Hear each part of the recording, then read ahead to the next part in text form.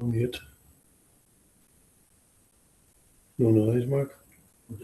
Just on mute whenever you speak. If you're speaking, keep it on mute. Oh, but I can't. There's nobody speaking here. I will keep you on. Good afternoon, everyone. Can I first off remind everyone to turn off their microphones in particular, and indeed, if you can also turn off your cameras when you're not speaking. That's not an absolute, however, but certainly the microphones. Otherwise, we'd be hearing you when you perhaps don't want us to hear you. So, welcome to everybody again for this afternoon's Planning Committee meeting here in the Guildhall and in a hybrid fashion online as well. So, without further ado, I'm going to ask the Head of Planning to go to agenda item number 1, the notice and summons of meeting, and item number 2, members' attendance and apologies. So, yourself, Maura. Thank you, Chair. Members are hereby summoned to attend the monthly meeting of the Planning Committee, which will be hybridly socially distanced meeting to be conducted remotely via WebEx and also physically in the chamber of the Guildhall on Wednesday, the 6th of July. Alderman Alan Breslin. Here, Maura. Thank you, Alan. Alderman Keith Kerrigan. Thank you, Keith.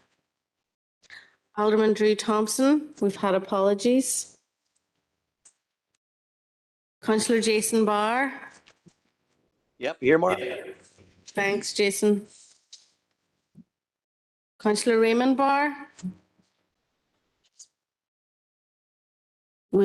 Apologies for Jason, or sorry, for Raymond as well, thanks. Sir John Boyle. Yeah. Councillor Angela Dobbins. Here, Maura. Thanks, Angela. Councillor Paul Gallagher. And Sean. Thanks, Paul. Councillor Christopher Jackson. Sure. Thanks, Christopher. Councillor Dan Kelly. Sure, Maura. Thanks, Dan. Councillor Patricia Logue. Thanks, Patricia. Councillor Kieran Maguire. Apologies, Maura. Apologies. You may join us, mate. Councillor Philip McKinney. Here, Maura. Thanks, Philip. And Councillor Sean Minney. Here, Maura. Thanks, Sean. So, Chair, thank you.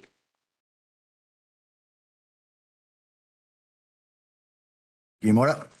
Members, next item on the agenda, it falls to me to read out the broadcasting statement for hybrid meetings. And so therefore, I'd like to remind everybody present at this meeting in the Guildhall or indeed in attendance remotely that this meeting will be broadcast live to the internet and will be capable of repeated viewing. The broadcast may be terminated or indeed suspended in accordance with the protocol.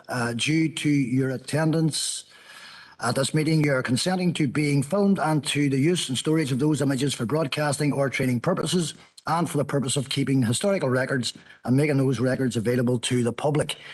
Members and approved speakers are again reminded to only have your microphones and cameras on whilst speaking at the meeting and to use the chat facility to highlight a request to speak. I'm sure you're all noting that. We could probably all read it off verbatim off the top of our heads at this point. We've done them so many times. So again, item number 4, members, declarations of interest from the members of the Planning Committee. Councillor Logue.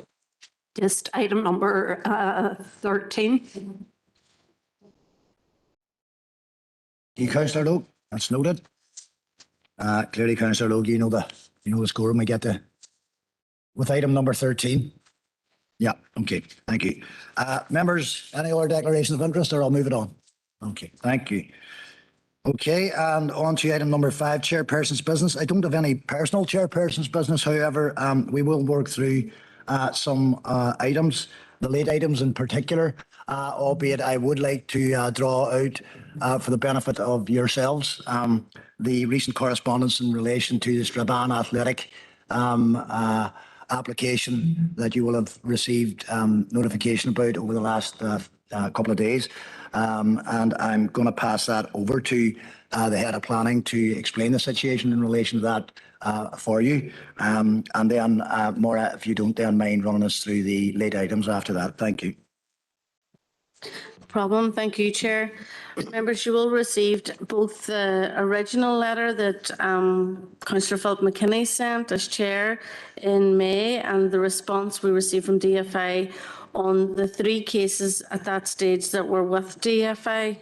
And you'll have seen and note the response in regards to that. I suppose I just wanted to point out I was disappointed maybe in the detail of the information and also the fact that the information didn't explain that the applications have been with the department for a significant number of months and that those actual call-in periods don't reflect the fact that number 1 Little Crescent Link was notified with the department on the 10th of February and Strabane Athletic was actually notified on the 29th of March 2021 of last year. So it's just to let members know that the actual length of time that it's with the department before call-in as well as relevant. But just in terms of Strabane Athletic, just for members to be aware that we have not had any detailed correspondence from DFI to explain what exactly the issue was. And in fact, whether they scrutinise that issue, we don't know exactly what the problem was. We did get some information via the applicant, but we haven't been formally notified of what the problem was, and we don't have the file, so we can't scrutinise that either. But however, we are aware, and it's indicated in the letter, that the jurisdiction still with the department, and that they have given the applicant the opportunity to remedy the situation in terms of reviewing the plan. But I suppose that's outlined in the letter. So that was really all I wanted to say, Chair. And if there was any further, I would answer any questions. Thanks. Thank you, Maura. Hang on. I've got a couple of people in front of me here. Councillor Jackson, I'll take you first. Thank you, Chair, and thanks, Maura, for that bit of an update. Because I was slightly confused whenever this was introduced as the Strabane Athletic paper, because there was other planning implications and planning decisions that have been put on hold as a result of it, and one that I was sharply focused on was the one that the former minister decided to call in on the Crescent Link, and that's how it was presented in the report, where you've had a ministerial direction to call a decision of this council in, and then the department has sat, and albeit they took 9 months to decide whether they take a decision on it, but it's still sitting in limbo. And the other one that wasn't mentioned was the Greenway. It was a council application, the Greenway application from the Buncrana Road. And one of the things that struck me in that was the language that was used, that this council sent it or forwarded it onto the department because it would jeopardise the local development plan. And I know from the discussions that we had in this chamber, that wasn't the views of this committee. It may have been the view of some officers, but this committee is certainly took the view that it wouldn't jeopardise the local development plan. So it does beg a question around any correspondence that we have with the department.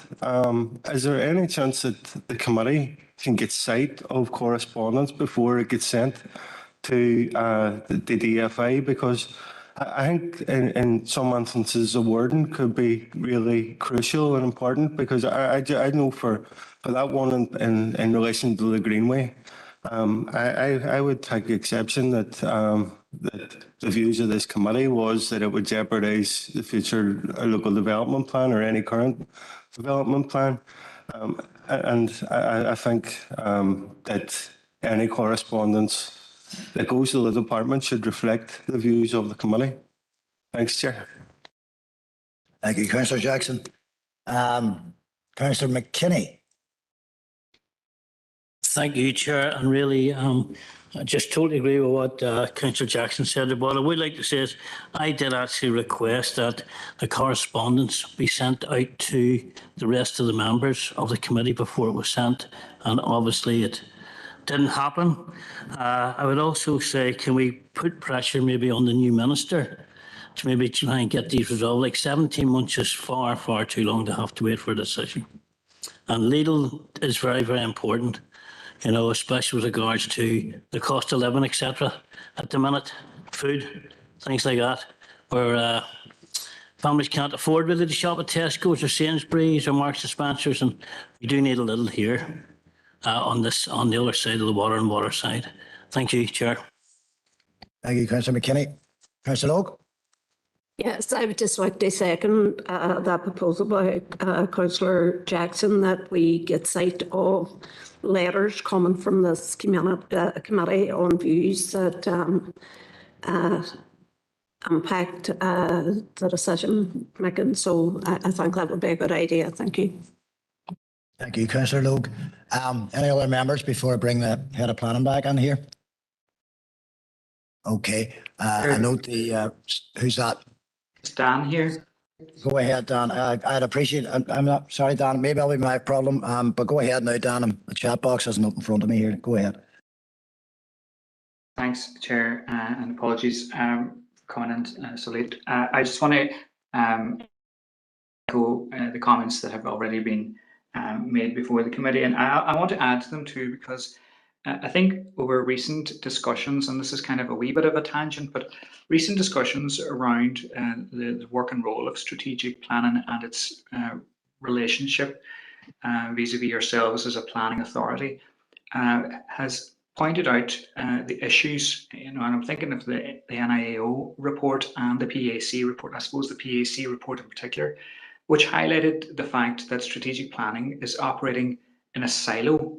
And I'm just picking up, you know, the comment from the head of planning, because I picked it up too when I read that from Alistair Biggs, that the tone of the letter is atrocious and is indicative of everything that the PAC is saying that's wrong with strategic planning. This is not about a collaborative approach. I mean, it's just pointing the finger stuff, and it's not. As Mara was saying earlier, you know, there's no explanation as to what was going on between, and in particular, I'm thinking of the Strabane Athletic on March 21 and January 22 when they made the formal decision to call in. What were they doing for that whole period of time? That's not answered. It's just there's just you know, effectively a year is lost, and there's sort of the allegation, although it's not stated, but that's maybe not an allegation, but the implication is that somehow that lost time is at the fault of council, and it's not. So I just think the whatever about the substance, the tone of the letter is all wrong, and I was very annoyed by it as well. I thought it was a bit unprofessional when I read it, and I think that's being reflected in what the head of planning has said, that there hasn't been that correspondence, and that's very disappointing to hear, given what the PAC have said. Thanks, Chair. Thank you, Councillor Kelly. And actually, I have to say, very well observed. I would share your view on all of that as well. Members, I don't see any other indicated speakers from the floor or indeed on the chat facility here. So I'm going to afford Head of Planning an opportunity to come back with her own observations on this. Yeah, just in terms of the comments, it's just, there's two sets of, just for clarification, there was obviously a letter sent via, for the chair, was one letter that the chair had written that we obviously sent. But I think from listening to Councillor Logue and Councillor Jackson, you're referring to the notification letter. Yeah, so the notification letter is a formal letter that's set out, and that relates to the criteria that is within, only within that gift, that officers can use for the reason why it would be notified. But you're quite right. If in future you want to see those notification letters before they go up, we can obviously forward those to the members. But it's just to clarify that it's only whenever it's related to those particular criteria, whether it's a listed building, whether it's a council own application or whatever the case may be. But I suppose what the heart of a lot of those issues in terms of the majors, it will be one of the reasons for the notification to DFI will be if it is potentially going to be have an effect or significant impact on the LDP. I don't have the exact wording, but it's just to say that it's not the officers making up that terminology, it is whatever the criteria is. So more than content to forward those on a future date. Okay, thanks, Chair. Thank you, members. Are you all content that that's the direction of travel as a committee? If I don't hear anybody saying anything otherwise, then we'll work on that premise. Sorry, Chair, I just wondered, are you directing us to correspond again to the DFI on the matter or are we leaving it at that? Just wanted guidance on that, thanks. I think it's probably best to go back to the proposer, Councillor Jackson, if you'd like to just clarify what you're proposing. Well, in essence, my proposal was separate. The response to this letter, it was arising out of that this committee has sight of any future correspondence with DFA, and I take the point that the head of planning made, but in the correspondence that we got back, specifically mentioned the council felt was of a view that the decision that this committee took was contrary to which would significantly prejudice the implementation of the local development plans, objectives and policies. Bearing in mind that it was a council application, and it was unanimously supported by this committee, so it wasn't the view of council. And I think in terms of going forward, I think it's only right that this committee have sight of those formal correspondence to DFA beforehand, before they're issued. Thanks, Chair. Okay, thanks for clearing that up for us, Councillor Jackson. Councillor Mooney, you still know you're okay now? Okay. Thank you, members. We'll move along. Maura, then, if you want to run us through those late items. Thank you, Chair. Members, we have today 4 late items. Firstly, we have for application 3 and 4, item 3 and 4, we have a letter of support in regard to that particular application from an MLA. Item 5, we have written statement by the agent, which was submitted on the 3rd of July. In terms of item 6, you should have before you notes and photographs and a copy of appeal decision submitted by the agent on the 30th of June. And in regards to that and related to that, you will have a follow-up appeal decision submitted by Suzanne on behalf of the officers to maybe explain that particular case as a result of that late item.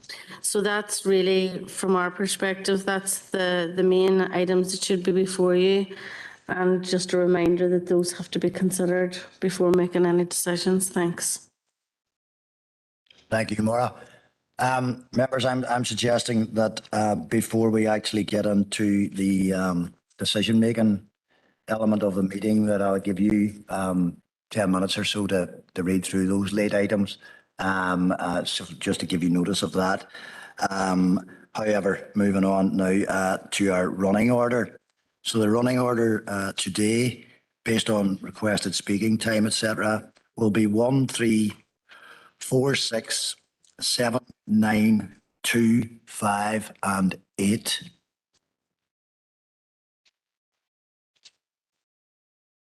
Okay. Could you say that again, Chairman? Yes. Yep, certainly. Alderman Breslin. It'll be 1, 3, 4, 6, pardon me, 1, 3, 4, 6, 7, 9, 2, 5, and 8. Thank you. You're welcome. Okay. Members, as I said, we'll take 5 or 10 minutes now to read through those late items. And after that, then we'll move into the planning applications list with recommendations for decision. So what are we at now? 20 past, so, in and around past.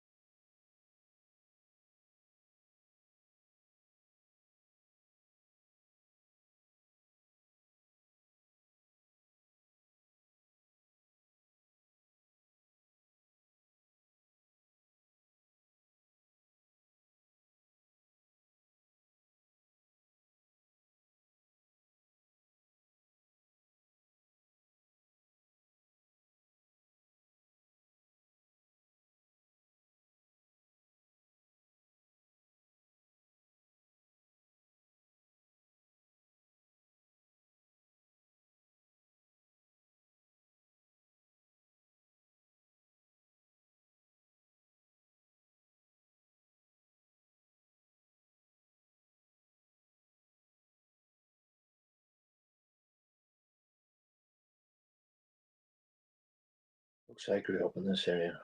I was actually born a few streets away from it. And when I got married at 22 years of age, I moved away. Can I remind those online to please turn off your microphones?